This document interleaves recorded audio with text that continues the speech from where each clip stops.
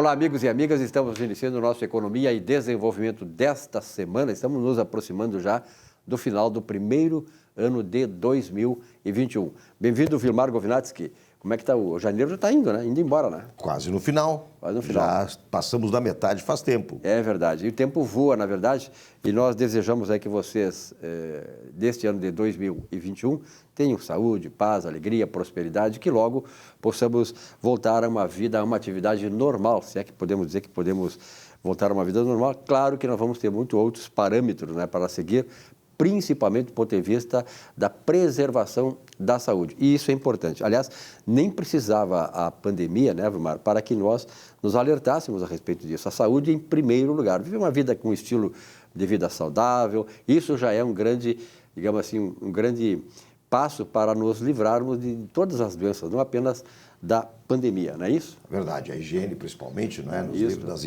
das chamadas doenças infecto-contagiosas. Perfeitamente. Bom, o nosso Economia e Desenvolvimento se caracterizou por apresentar há bastante tempo, já há mais de 2 anos, pouco mais, né, Salles? Mais de 2 anos. Mais de 2 anos. Sim. Um espaço dedicado à área de contabilidade que é fundamental para a nossa vida pessoal, para as empresas, aqueles que estão com empresas, sejam pequenas, grandes, médias, ou aqueles que, como hoje acontece, né, milhões de brasileiros estão se aventurando, digamos assim, no empreendedorismo. E eles precisam saber assuntos relativos à contabilidade empresarial. Então, esse espaço conversando sobre contabilidade.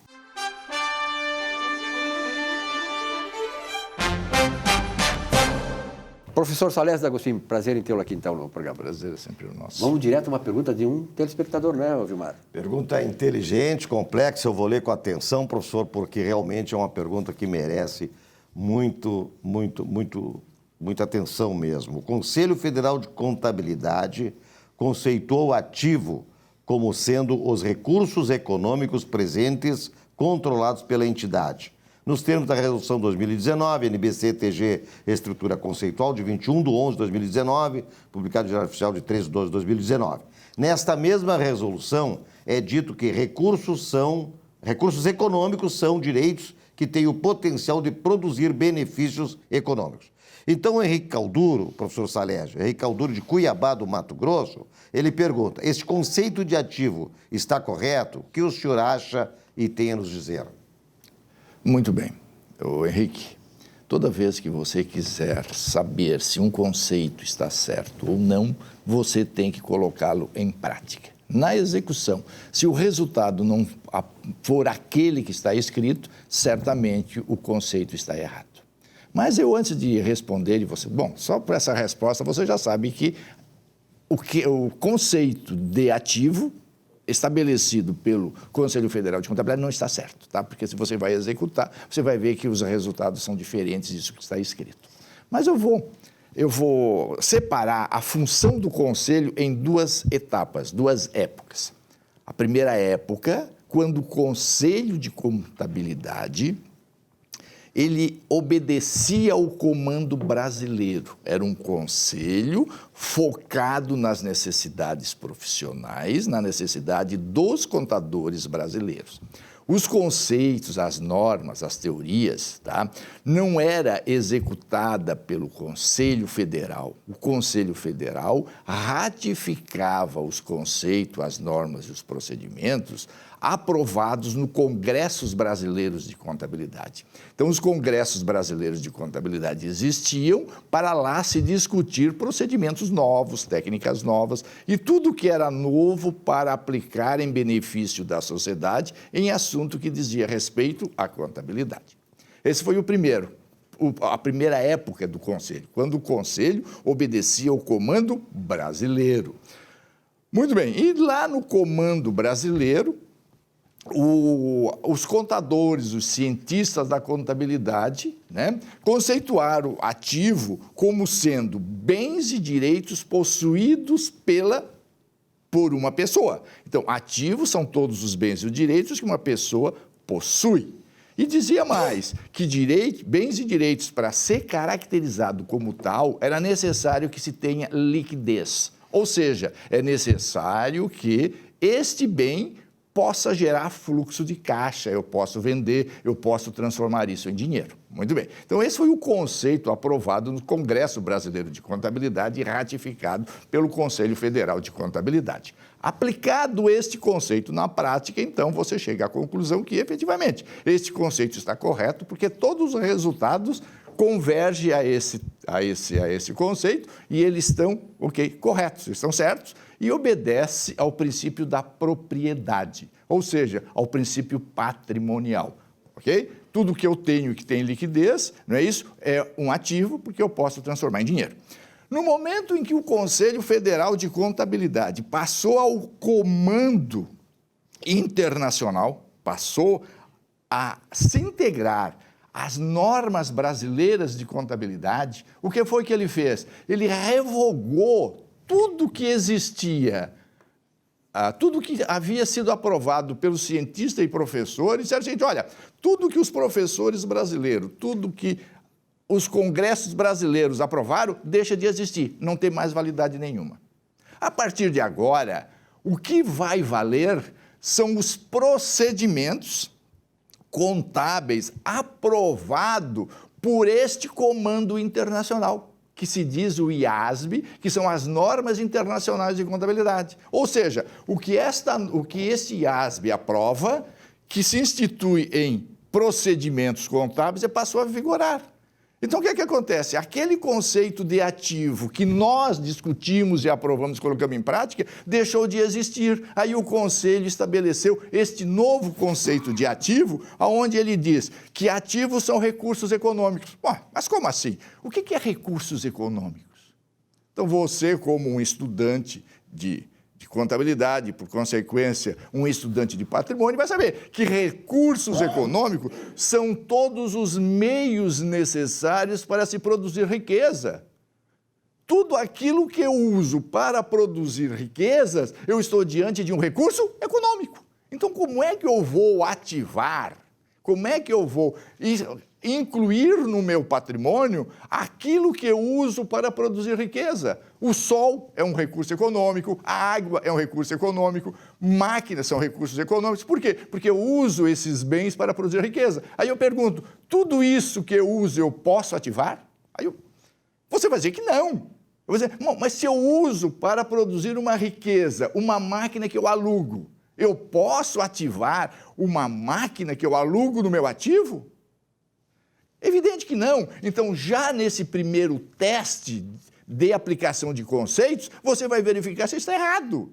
Depois ele diz mais, que recursos econômicos são direitos que têm o potencial de produzir benefícios econômicos. O que é benefícios econômicos? Não é o resultado favorável?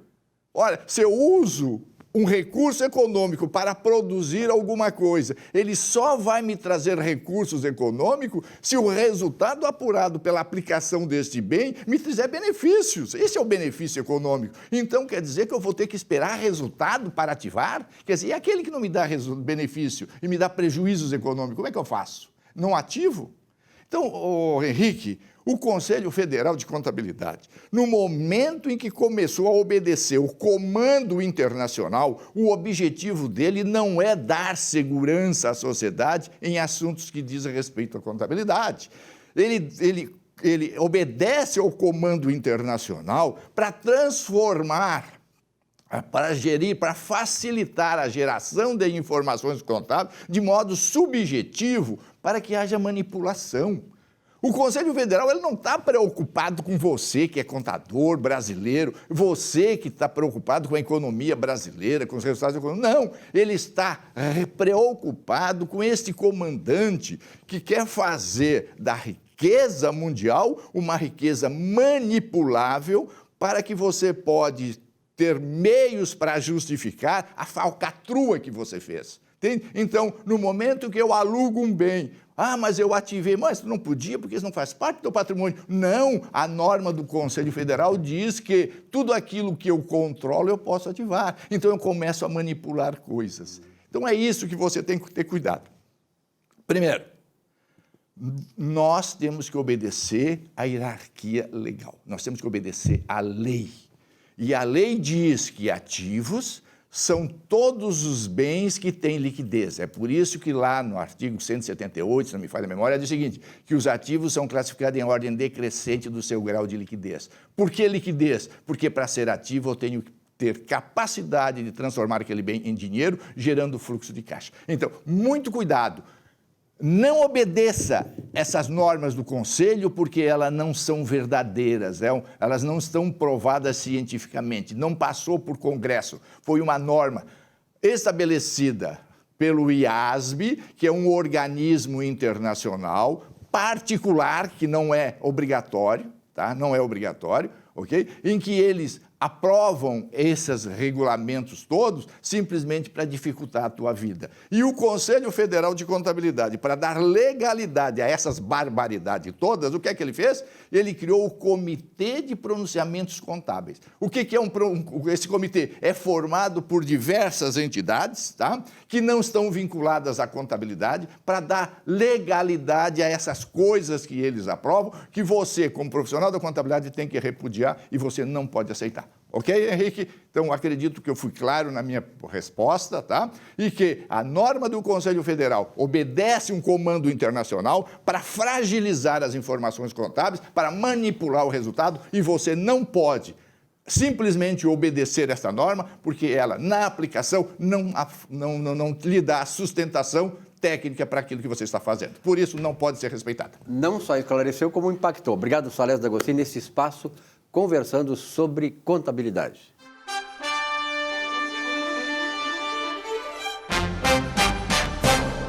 Olá, alguns fatos podem nos revelar se agimos como rebanho ou como um povo culto e inteligente. A pandemia, de certo modo, nos rotula de rebanho, quando pessoas desfilam mostrando pavor de se defrontar com um monstro do vírus em qualquer ponto ou lugar.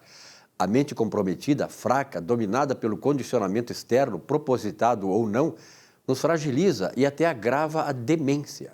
Isso a pandemia nos tem mostrado.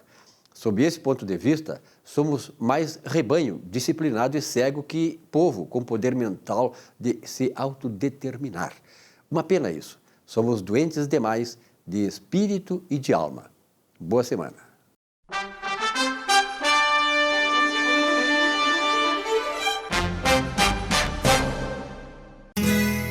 Ser gaúcho é preservar as tradições, é valorizar a educação e acreditar que um futuro melhor nasce nas páginas de um livro. É nossa tradição trabalhar duro. Temos orgulho do suor que escorre do rosto.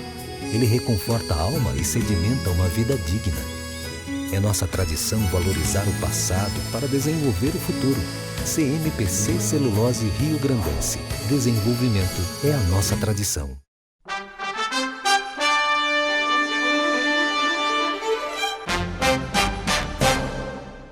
O lucro real é uma boa opção para o ano de 2021.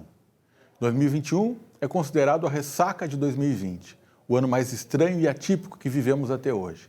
A crise econômica é evidente e muitas empresas, optantes pelo lucro presumido e até mesmo do Simples Nacional, devem migrar para o regime de lucro real com a estratégia de pagar menos impostos. A opção é bastante lógica, pois as tributações do Simples Nacional e do lucro presumido tributam presumindo uma lucratividade, que tudo indica que deverá ser inexistente para uma maioria das empresas agora desse ano. Considerando que a opção de troca de regime tributário ocorre anualmente no primeiro pagamento do exercício, ainda dá tempo de fazer a sua opção. Converse com o seu contador. Fica a dica. Muito obrigado. Muito bem, nossa Economia e Desenvolvimento. Hoje, Vilmar Govinatsky, estamos recebendo alguém que diz tudo do programa, né? Economia e Desenvolvimento. Estamos aqui recebendo Rodrigo Lorenzoni, secretário de Desenvolvimento Econômico e Turismo do Rio Grande do Sul. Rodrigo, muito obrigado pela tua presença aqui. Eu sei que a agenda de um secretário de Estado, sobretudo num momento desse, é muito complicada, muito complexa, né? Difícil de achar um espaço. Ficamos muito honrados de saber que estás aqui conosco. Silvio, eu que agradeço ao convite teu, do Vilmar. É uma alegria estar conversando com vocês e com os telespectadores. E espaços como esse a gente tem sempre que buscar na nossa agenda, porque é uma forma também de nós prestarmos contas, né, ao cidadão gaúcho do nosso trabalho, do que estamos pensando, de como o Estado do Rio Grande do Sul está se preparando para esse processo de retomada pós-pandemia. Então, a alegria é minha de estar aqui. Vilmar, na verdade é o seguinte, o Rodrigo, como vários outros, por exemplo, aqui citamos Porto Alegre, o Ricardo Gomes, né? O próprio prefeito que foi eleito, Sebastião Melo, a gente vê que tem visões diferentes daquilo que o Brasil precisa, que nós precisamos. Uma visão mais liberal, né? Criar um ambiente de negócios, porque é através disso que nós vamos desenvolver o Estado, desenvolver a Porto Alegre, desenvolver o país e criar uma verdadeira nação que nós precisamos. Eu tenho, pessoalmente, uma expectativa muito grande, né, nesta composição de Rodrigo Lorenzoni na Secretaria Estadual de Desenvolvimento Econômico e Turismo e do nosso vice-prefeito Ricardo Gomes, também ocupando a pasta de Secretaria Municipal de Desenvolvimento Econômico e Turismo. Entendo que realmente haverá assim, uma construção muito grande, muito forte para a economia do Estado e de Porto Alegre, Rodrigo. Acho que estamos no caminho, obviamente, mais do que certo, né? Vilmar, acho que essa é uma questão importante que, na minha opinião, deveria sempre prevalecer, né? Que é a construção de um canal de diálogo e de construção sempre aberto entre os entes que têm responsabilidade de governar, né? Nem sempre é assim, mas nós temos encontrado, né, nesse início de governo municipal aqui, com Sebastião Melo e o Ricardo Gomes, um canal e uma proatividade da Prefeitura de Porto Alegre muito, muito grande, né, no sentido de buscar soluções para a nossa cidade, para a nossa capital. E a gente sabe também que tudo que acontece na capital acaba tendo um poder de reverberação para o Estado todo pelas dimensões, né, das coisas que acontecem na cidade. E eu acredito que isso fica facilitado também por haver um sincronismo aí, como tu bem comentasse, de forma de enxergar o desenvolvimento econômico, né? Que precisa partir obrigatoriamente da identificação e da exploração das vocações locais, né? E o Estado atuando, e aí o Estado em âmbito estadual, o Estado em âmbito municipal, né, o governo atuando como um fomentador do empreendedorismo, né? Nós não temos desenvolvimento econômico e tampouco desenvolvimento social se nós não tivermos atividade econômica fluindo. E quem gera a fluidez, né, da atividade econômica é o empreendedor privado, não é o Estado que vai promover isso. Então, se a gente olhar todos os locais do mundo que tentaram promover desenvolvimento social através da participação forte interventora do Estado, o resultado é pobreza, né? E aqueles locais do mundo, e o Brasil se direciona para isso, né, em que a liberdade econômica, em que o Estado incentiva a atividade empreendedora, são cidades, estados e países que são nações prósperas, né, com riqueza, com oportunidade. Então, o nosso compromisso é justamente este, né? Neste momento importantíssimo de retomada da economia, é poder moldar o Estado do Rio Grande do Sul. Esse também é um desafio que o governador Eduardo Leite nos provoca diariamente, que nós tenhamos um melhor ambiente de negócios aqui no Estado. Então, nós precisamos ter um Estado cada vez mais livre, cada vez menos burocracia, cada vez menos taxas, cada vez menos dificuldades, para que o empreendedor de todos os tamanhos, a começar pelo pequeno, que é o que mais tem dificuldade, mas é o que mais gera emprego, possa desenvolver as suas atividades. Quer dizer, criar, em primeiro lugar, um ambiente de negócios. Eu te pergunto o seguinte, Rodrigo, esta afinidade tua com o Ricardo Gomes em Porto Alegre,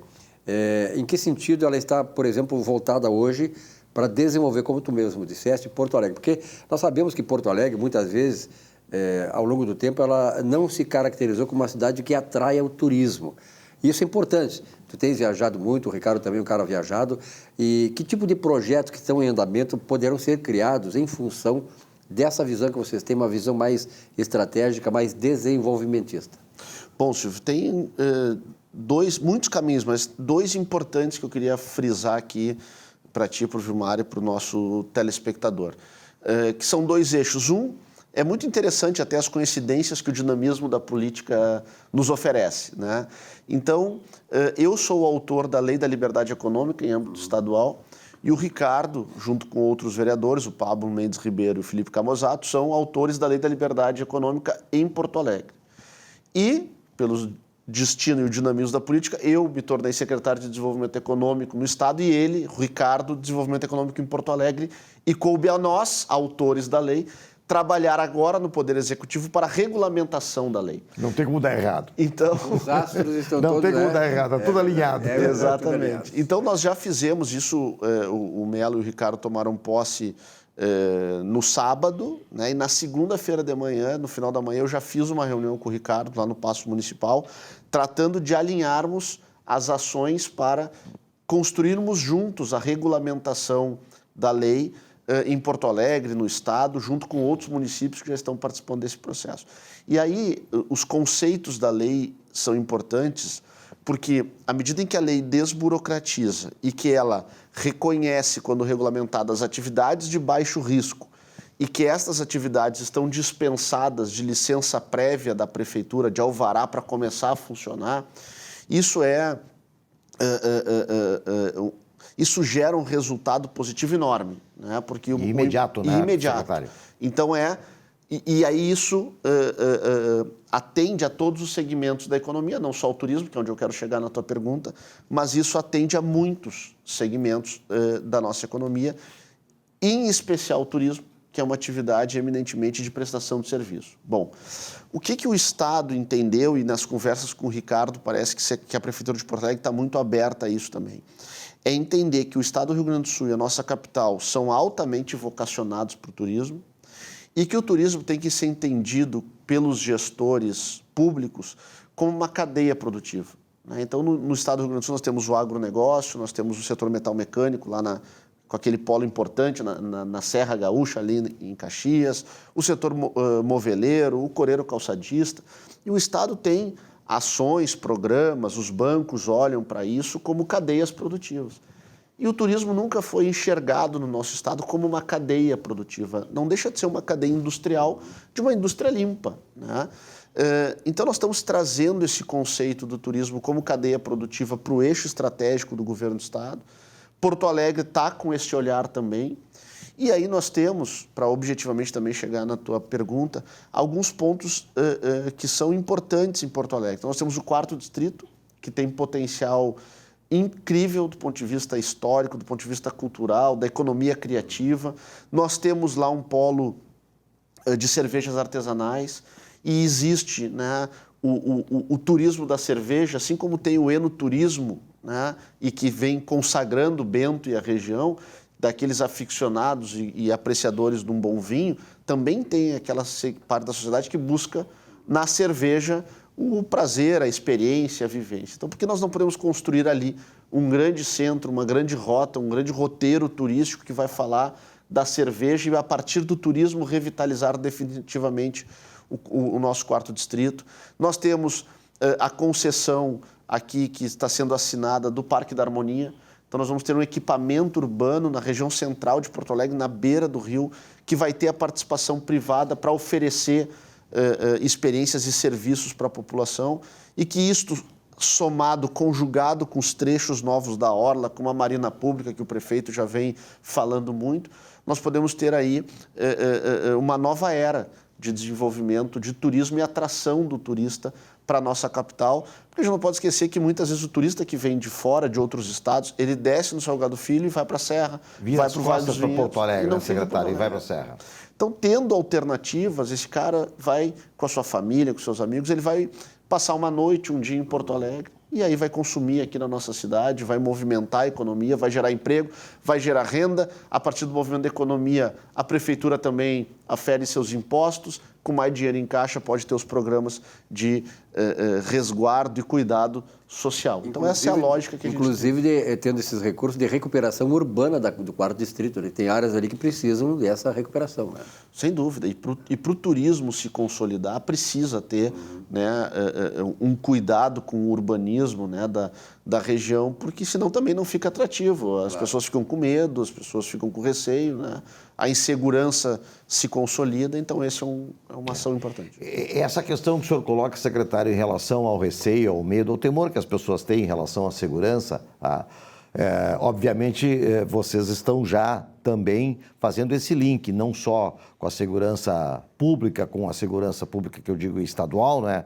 Mas também com a segurança pública municipal, que embora não seja, digamos assim, revestida da responsabilidade constitucional, mas faz parte de todo um processo de trazer para as pessoas a possibilidade de saírem às ruas, tanto de dia quanto de noite, e buscarem esses roteiros de forma tranquila. Como é que está sendo visto isso, secretário, em relação à Prefeitura? Eu estou falando mais da Prefeitura de Porto Alegre, porque é a nossa tribo, né? Eu sei que o secretário ocupa um trabalho enorme, um tempo enorme no desenvolvimento e no turismo das 27 regiões do estado do Rio Grande do Sul, regiões heterogêneas, que tem todo tipo de cultura, todo tipo de topografia, todo tipo, né, de atrativos. Mas aqui em Porto Alegre, a segurança certamente também está na pauta desse desenvolvimento, né?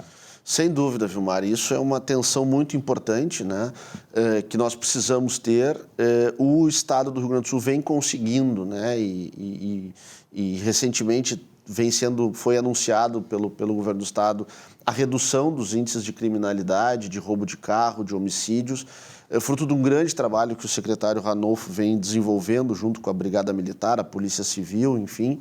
E esses números positivos que a gente vem encontrando no Estado já fazem parte também de um trabalho integrado, né, com as forças de segurança e de fiscalização dos municípios, né? Então, a segurança ostensiva, claro que fica a cargo da nossa Brigada Militar, mas o serviço de troca de informação, de inteligência, de participação e da integração dos agentes de segurança pública fazem toda a diferença. E acho que Porto Alegre pode evoluir muito ainda nesta integração, né? Nós temos os próprios agentes da IPTC, né? Tu que é um conhecedor aí da mobilidade urbana da nossa cidade, que podem auxiliar, né, com informação, com inteligência, a partir da sua ação de fiscalização do trânsito, pois afinal eles estão nas ruas, a integração disso. E nós temos alguns exemplos importantes que Porto Alegre e o Rio Grande do Sul devem se espelhar, e tem um que para mim é muito marcante, que é a cidade de Medellín, na Colômbia, né, que ela é dominada pelo tráfico, e uma das formas com que Medellín superou e se transformou hoje numa cidade segura foi através desta integração. Eu tive a oportunidade de conhecer esta experiência lá na Colômbia, e a segurança e a sensação de segurança a partir da presença física da polícia que se constrói na cidade é a partir da presença da Guarda Municipal. Da Guarda Municipal. A partir de uma integração com a Polícia Militar, enfim. E o comando aqui está com o Coronel Mário Iqueda? Com o Coronel Mário Iqueda, que é um homem altamente experimentado na área da segurança. E eu não tenho dúvida que esta integração, né, ela vai gerar esta sensação. Isso precisa começar também pelo nosso centro histórico, né? Qualquer cidade turística no mundo ou no Brasil, a gente busca o centro histórico, né? Então, nosso mercado público tem que estar aberto, tem que funcionar no final de semana, tem que poder oferecer jantares nos restaurantes e nas bancas que estão abertas. E tem que ter iluminação e tem que ter segurança para que a gente possa ter o centro ocupado pelas pessoas, pela nossa economia, né? Fazer Porto Alegre se reencontrar com a cidade. E o turismo é uma coisa interessante porque ele começa por nós. No momento, nós não precisamos ficar preocupados em ter que atrair o norte-americano, o europeu, o baiano, num processo de sedimentação no turismo. Então, no momento em que o centro histórico estiver em condições de receber cidadãos com segurança e com possibilidade de viver experiências, né, nos restaurantes, nos museus. O quarto distrito revitalizado, o primeiro fluxo turístico que vai se dar vai ser nós mesmos. Nós vamos pegar nossa família e vamos na sexta-feira, no sábado, fazer o roteiro lá dos que gostam de cerveja, visitar as cervejarias. Vamos pegar a família e vamos jantar sábado de noite no mercado público. Daqui um pouquinho o pessoal de Canoas está aqui, o pessoal de Santa Maria, o pessoal de Santa Catarina, e isso vai tomando forma. Então o turismo é isso também, a gente precisa começar de dentro para fora e juntando todas essas questões, né? A qualidade do atendimento, a oferta de experiências linkada com a nossa vocação e o ambiente seguro que possa dar condições de que a gente tenha prazer nas experiências que a cidade vai oferecer. Ou seja, Porto Alegre está aí a possibilidade de dar um grande salto, né, nessa questão do turismo, que é a economia também, né? O turismo que é desenvolvimento econômico, né, Rodrigo? Sem dúvida, Silvio, isso é uma coisa que a gente tem discutido muito, eu tenho feito muito essa reflexão. O Rio Grande do Sul descobriu a importância do turismo na dor, né? Porque a gente não tinha esse olhar mais atencioso para o turismo. Foram 30 mil empregos perdidos da noite para o dia com a pandemia e que o Rio Grande do Sul dizia, mas de onde vem tanto emprego? Agora tem uma coisa, né? Essa questão do turismo tem uma coisa conceitual e que vem de muito tempo de tradição, né? Assim, o cara bota o cara no turismo lá como se o turismo fosse vagabundagem. Na verdade, nós tinha ainda digamos assim, essa conceituação de turismo como vagabundagem. Vai fazer turismo para lá. O turismo é a coisa mais séria que tem de negócio, né? Os países mais desenvolvidos são aqueles que mais investem em turismo. Sem dúvida. Não é verdade? Então, verdade. eu acho que essa mudança de mentalidade também é importante que ela se estabeleça. Sem dúvida. E nós temos vocação para o turismo, nós temos atrações, o Estado é rico em alternativas culturais, históricas, turismo de natureza. E climas. Exatamente. E aí o turismo, ele mexe, eu sempre brinco, né? Se a gente pega a região da Serra Gaúcha, que é ali a região das Hortênsias, que é a região mais consolidada, o turismo movimenta a economia, desde o dono do hotel mais chique, até aquela senhora que vende o pinhão cozido na estrada, né? E quanto mais desenvolvimento tem o turismo, mais hotéis vai ter. Mais hotéis, a indústria de móveis vai ter que produzir mais cama, mais colchão, mais lençol. O produtor de fruta vai ter que vender mais banana, maçã, mamão para o café da manhã desse hotel. E aí vai ter o emprego, né, de mais pessoas no hotel que vão consumir mais na sua cidade. Aí vai ter que ter um restaurante e aí... Enfim, tu vai movimentando uma cadeia enorme que talvez só o turismo consiga ter tanta dimensão, né? Porque aí as pessoas vão ter que, tendo o hotel e tudo isso que movimentou, tem uma atração. As pessoas começam a ir, vão de carro, é mais gasolina, é mais pneu, é mais óleo. Então, aí mexe com o posto de gasolina, que mexe com a loja de conveniências. Então, é uma indústria limpa, né? Isso é importante também, e que ela mexe com quase todos os segmentos da economia e que nós temos aqui as vocações. Eu não tenho medo de afirmar isso, Gilmar, Silvio, os nossos telespectadores. Se o Rio Grande do Sul enquadrar e encaixar, né, a nossa vocação, a estratégia do governo municipal, estadual, trazendo os empreendedores juntos e nós criarmos um grande plano de desenvolvimento do turismo, num curto espaço de tempo, pelas vocações que temos, o turismo pode ser o motor da nossa economia junto com o agronegócio. Eu não tenho dúvida nenhuma quanto a isso, até porque nas primeiras viagens que eu fiz ao exterior, eu me deparei com lugares turísticos que, assim, perdiam de 10-0 para os nossos lugares. Tipo a Costa Azul, a Côte d'Azur na França, onde tu está em cima das pedras dizendo que é praia, e de praia tem muito pouco, e nós aqui com esses milhares de quilômetros de extensão de praias, né? Um cara que eu sempre reverencio, Rodrigo, é o doutor Mário Bernardino Ramos. Eu já falei isso aqui no programa. Lá no começo da década de 70, ele começou a... Foi ele, na verdade, o que deu o pontapé inicial do desenvolvimento da Serra Gaúcha. Ele começou, ele me convocou para isso, ele trabalhava no Jornal do Rio, em São Paulo, e ele me convocou para, junto com ele, fazer propaganda do Café Colonial da Serra. E nós fomos para São Paulo, para Minas Gerais, para o Rio e tal. E eu me lembro, ele ia com um entusiasmo, ele foi um dos caras que precursores dessa questão de que depois consolidou a Serra Gaúcha, através do Café Colonial.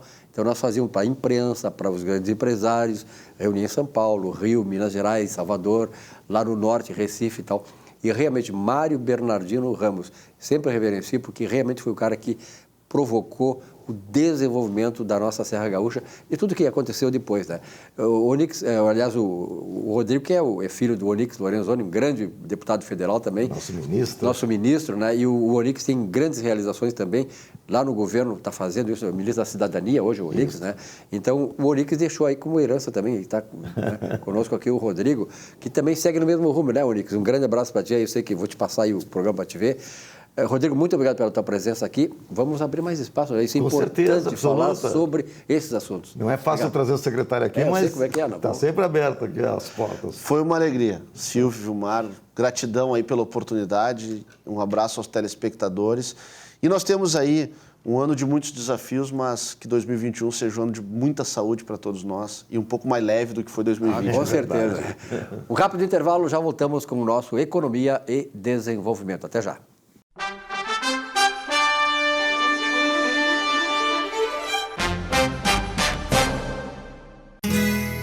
Ser gaúcho é preservar as tradições, é valorizar a educação e acreditar que um futuro melhor nasce nas páginas de um livro. É nossa tradição trabalhar duro. Temos orgulho do suor que escorre do rosto. Ele reconforta a alma e sedimenta uma vida digna. É nossa tradição valorizar o passado para desenvolver o futuro. CMPC Celulose Rio Grandense. Desenvolvimento é a nossa tradição.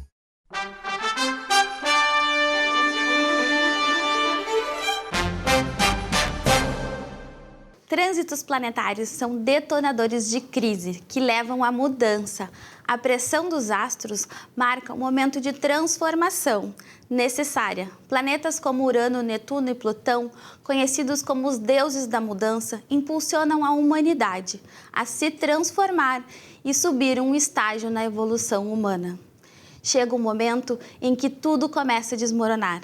Normalmente, usamos ferramentas para fugir de situações que não nos agradam, para nos anestesiar, sentir menos.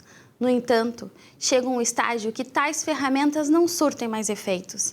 Desenvolvemos tolerância, buscar outros estímulos ou ainda ferramentas que podem nos causar efeitos colaterais.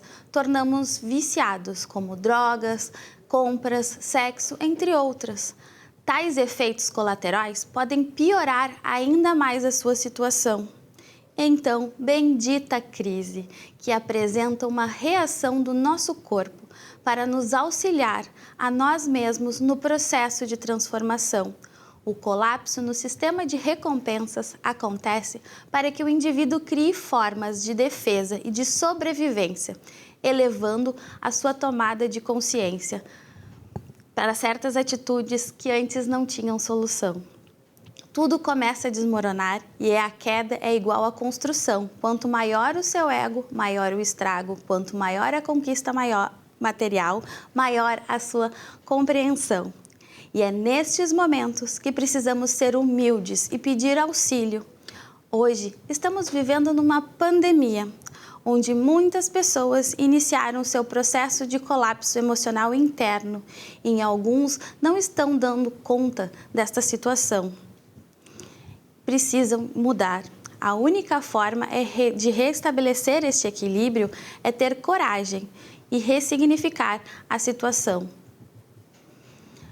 Muita disciplina ajuda no processo de transformação. A disposição para enfrentar as dores existenciais traz a cura, mas é um dos maiores desafios da humanidade. O homem acaba criando barreiras para os sentimentos de dor. O que ele não sabe é que o mesmo canal da dor é o canal do prazer. Buscar auxílio, como um psicólogo, um terapeuta, um amigo, pode auxiliar você a passar por esta barreira, por este momento. Bendita crise que traz a cura. Bom, nesse espaço aqui do Economia e Desenvolvimento, nós temos trazido e anunciado e informado a vocês da transformação que estamos acontecendo aí, estamos vendo acontecer e estamos fazendo acontecer no canal 6 da NET, que é a TV Comunitária de Porto Alegre, que tem tudo para ser uma grande televisão, para dar espaço para a comunidade de Porto Alegre tratar dos assuntos relacionados à sociedade, à economia, enfim, a todos os aspectos que envolvem uma sociedade desenvolvida como nós queremos que seja Porto Alegre e o Rio Grande do Sul de modo geral, porque a TV é do Rio Grande do Sul, tanto é que o nome é Grande Sul TV. Bom, entre as mudanças, nós estamos fazendo uma readequação da programação, trazendo programas de qualidade. E entre esses programas de qualidade que nós estamos inserindo na programação da Grande Sul TV, do Canal 6, está o programa da Andréa Gressana. Andréa, muito obrigado pela tua presença aqui. Parabéns, né? Conta um pouquinho desse propósito. O que tu vais trazer nesse programa? O nome é Programa Andréa Gressana. Primeiramente, agradecer, Silvio, o convite de estar presente dentro desse programa que eu tenho grande admiração e que contribui socialmente ao conteúdo dentro da nossa cidade, dentro da nossa capital. E também muito feliz de estar novamente na TV, com esse programa que eu venho construindo há alguns anos, que se chama Programa Andréa Grezana, na TV. Dentro das redes sociais, ele, para sintetizar e ficar fácil o acesso, ficou Dicas AG, mas sempre com esse propósito de trazer informação, conteúdo para a nossa sociedade. Tá, o programa Andréa Grezana, quais são os horários que ele está na grade de programação da TV? Bom, nós estamos iniciando, então, nas terças e quintas, às 10 da noite, às quartas-feiras, às 10h30 da manhã, e sextas e sábados, à 00:30, digamos, sexta para sábado, à 00:30, e de sábado para domingo, à 00:30. E no sábado, às 11 da manhã. Atendendo, né, horários, o público, e diversificando esses horários para todo mundo poder assistir o programa Andréa Grezana. É importante isso. Eu sou do tempo que televisão era só a TV aberta, né? Se tu não assistisse um programa que, por exemplo, o programa vai 9 da noite de segunda-feira, tu não poderia mais assistir. Hoje nós temos não só essa possibilidade de resgatar programas antigos, né, mas de ver os programas de televisão também nas redes sociais. As redes sociais hoje, né, Grezana, elas têm essa grande influência também de participação, de abrangência e de interesse público, né? Com certeza, Silvio. Isso é uma das coisas que me motivou muito, porque a minha vertente, ela nasceu dentro dessa tecnologia das redes sociais. E foi aí que me motivou realmente a trazer esse trabalho para a TV. Então, estou muito feliz de estar hoje, inclusive com esse novo formato que a GESUL, através da sua administração, vem trazer com essa proposta, porque quando a gente constrói um trabalho com seriedade, com o coração, a gente quer realmente entregar dentro de uma grade que tenha realmente essa força, essa mesma sincronia.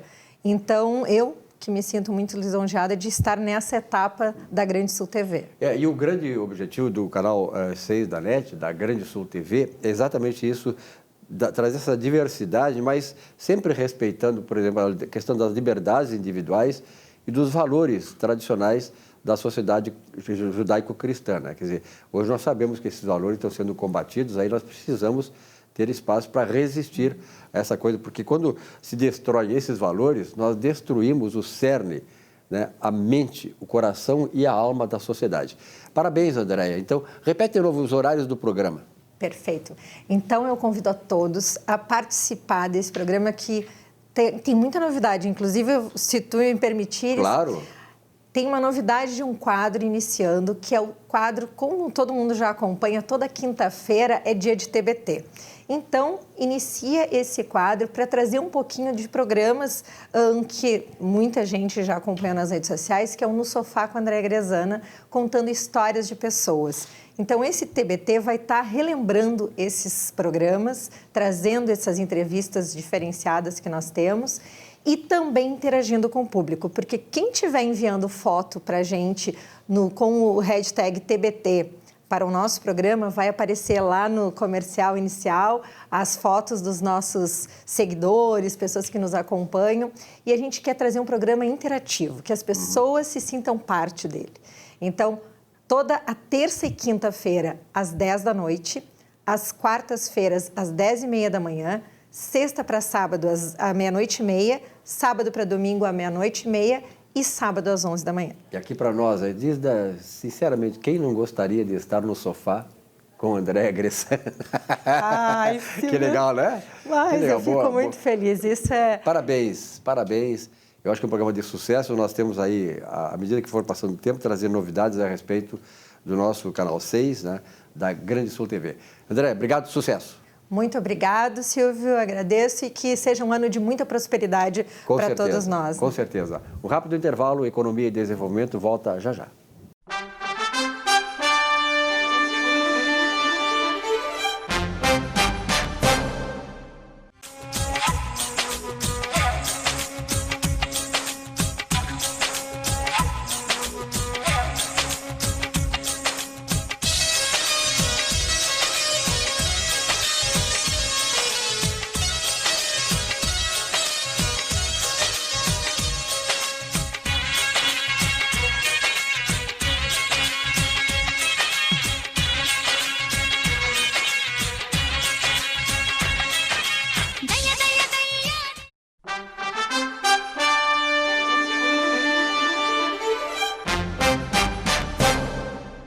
No antigo reino da Frígia, foi criado o famoso nó górdio.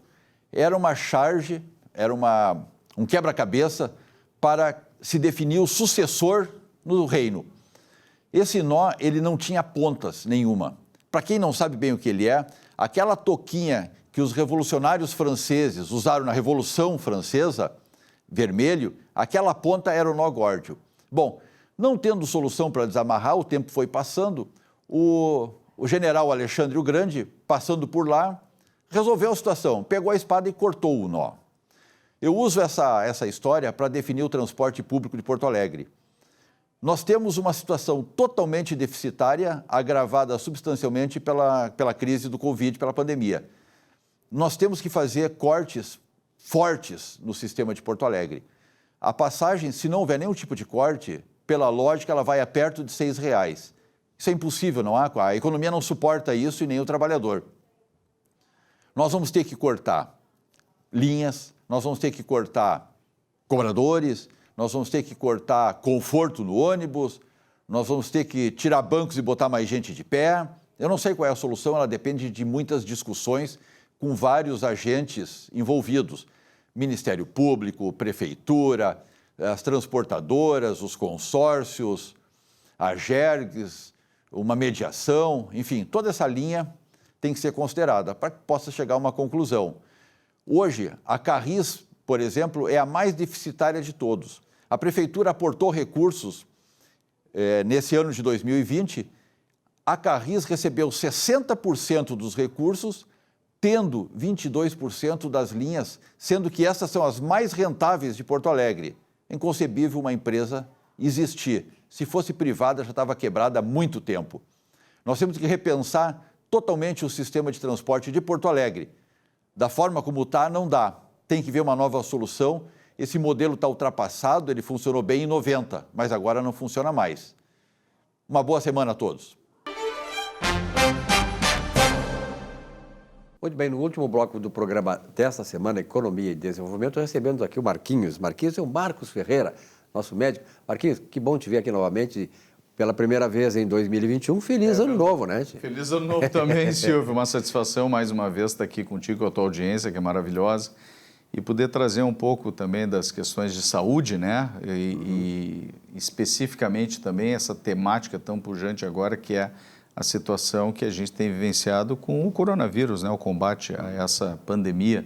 Tem uma discussão bem interessante sobre isso que a gente vai fazer na sequência agora, muito boa. Na verdade, o coronavírus está aí, tem efeitos em tudo que é a área e tal, mas qual é o efeito que ele tem trazido para as demais comorbidades, as demais doenças que estão acontecendo aí? Essa pergunta é muito importante, Silvio, porque hoje já tem se discutido, inclusive, a questão da nomenclatura da pandemia, né? Porque se convencionou, obviamente, pela questão da indicação da Organização Mundial de Saúde, né, sobre essa definição de pandemia, mas vários técnicos e cientistas no mundo inteiro têm discutido que nós, na verdade, não estamos vivendo uma pandemia, e sim uma sindemia. Aí muita gente me pergunta, mas, doutor Marcos, o que é uma sindemia? Uma sindemia é a ocorrência de um evento como uma pandemia, mas que, na verdade, os agravamentos acontecem de forma sinérgica em decorrência de doenças crônicas. O que é essa sinergia? É quando duas ações convergem para um mesmo sentido, né? Que no caso o sentido é o adoecimento, a morte de pessoas.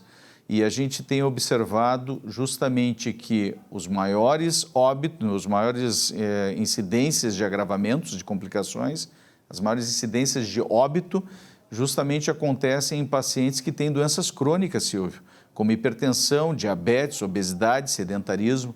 Então, na verdade, nós não devemos simplesmente atacar a questão só do vírus em si e do combate ao vírus, mas, em especial, também o combate às doenças crônicas, né? Inclusive o câncer, que cada vez mais tem sido considerado também uma doença crônica. Uhum.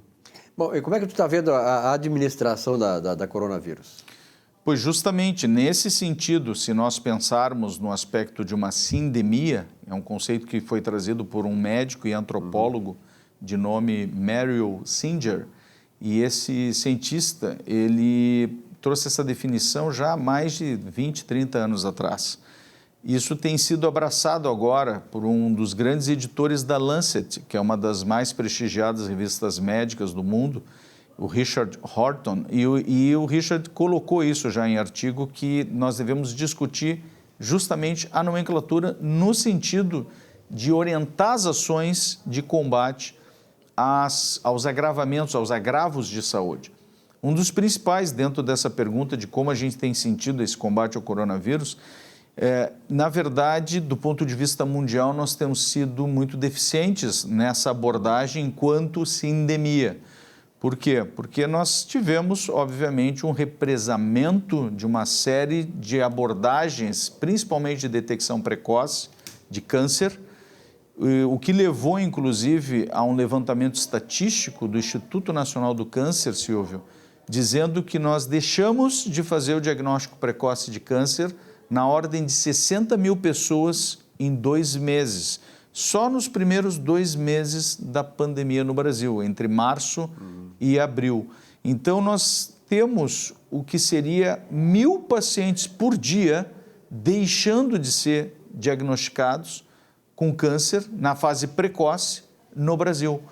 Num ano, nós vamos ter o quê? 360 mil pessoas que deixaram de ter o diagnóstico no momento certo, no momento correto, onde nós poderíamos agir com todas as tecnologias, todos os recursos da medicina para combater a doença, para aliviar o sofrimento e, principalmente, para oferecer a chance de cura para muitos desses pacientes, justamente porque não tivemos o funcionamento adequado, a abordagem adequada da questão da pandemia no seu aspecto do agravo das doenças crônicas. Essa politização da pandemia, da administração da pandemia, é que foi o grande mal, não só do Brasil, mas do mundo inteiro, mas no Brasil especificamente. Eu gostaria de ser uma análise rápida sua, doutor Marcos Ferreira, que é o seguinte: se fala tanto em ciência, vamos ouvir a ciência e tal. Aí prega o lockdown.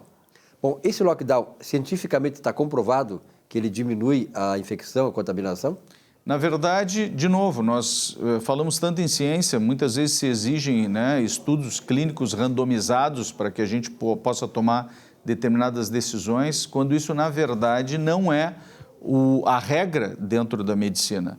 Né? Os estudos clínicos controlados, a gente chama eles de RCT na língua inglesa, esses RCTs eles não são a base de toda a terapêutica oferecida no mundo inteiro. Nós temos mais de 80%, 90% de drogas utilizadas, por exemplo, na área de cardiologia, já tem estudos mostrando isso, que justamente não tem o nível de evidência exatamente como a RCT.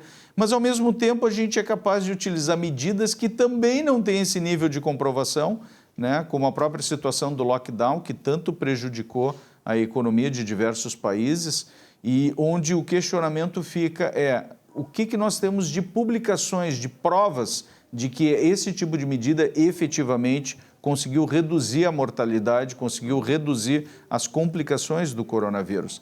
Né? Sabemos que, obviamente, se tu isolares pessoas em casa, tu pode ter um princípio, vamos dizer assim, de abordagem para bloquear a disseminação da doença.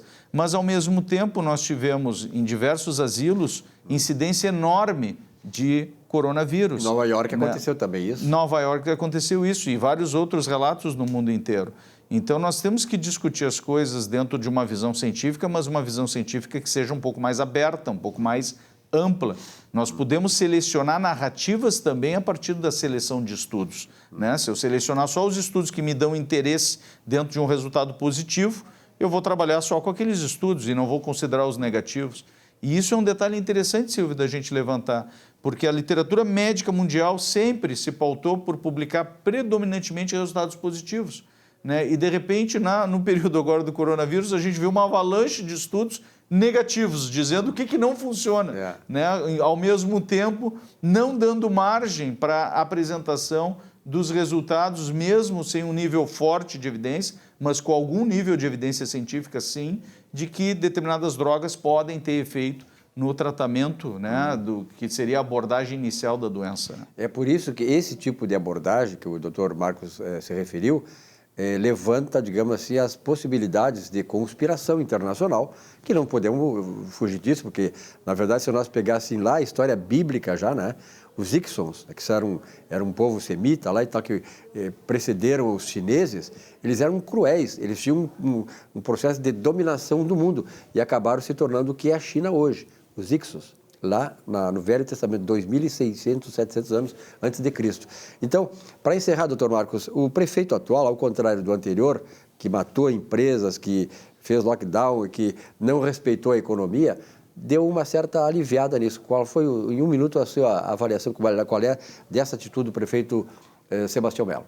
O prefeito Sebastião Melo tem iniciado medidas muito corajosas e medidas corretas no sentido de uma abordagem mais sistêmica do processo de passagem que nós temos que transitar por essa pandemia ou essa sindemia, como seria o termo mais adequado.